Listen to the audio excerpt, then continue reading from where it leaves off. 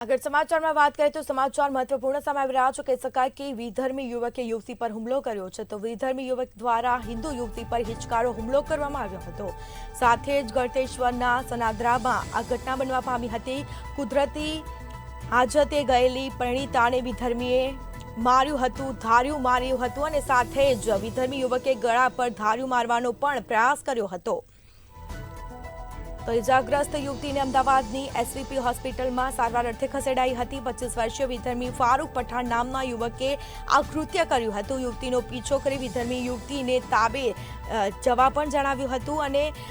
સેવલિયા પોલીસે આ મામલે હાલ આરોપીની અટકાયત કરી છે વધુ પૂછપરછ પણ હાથ ધરી શકે છે તો વિધર્મી યુવક દ્વારા હિન્દુ યુવતી પર હિચકારો હુમલો કરવામાં આવ્યો હતો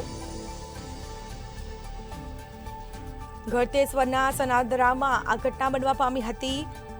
હાલ પોલીસે આરોપીની અટકાયત કરી છે આ મામલે વધુ પૂછપરછ હાથ ધરાઈ શકે છે વિધર્મી યુવકે ગળા પર ધાર્યું મારવાનો પણ પ્રયાસ કર્યો હતો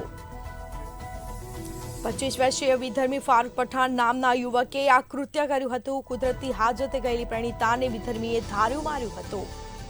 તો આ મામલે પોલીસ ફરિયાદ પણ દાખલ કરવામાં આવી છે પોલીસે આ મામલે વધુ તપાસ હાથ ધરી છે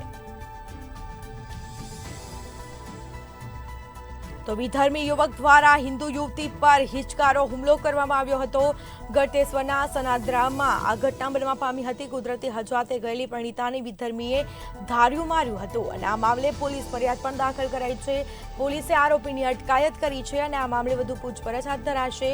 વધુ તપાસ હાથ ધરાશે તો સેવલિયા પોલીસમાં આરોપીની વિરુદ્ધ પોલીસ ફરિયાદ દાખલ કરાઈ હતી હાલ પોલીસે આરોપીની અટકાયત કરી છે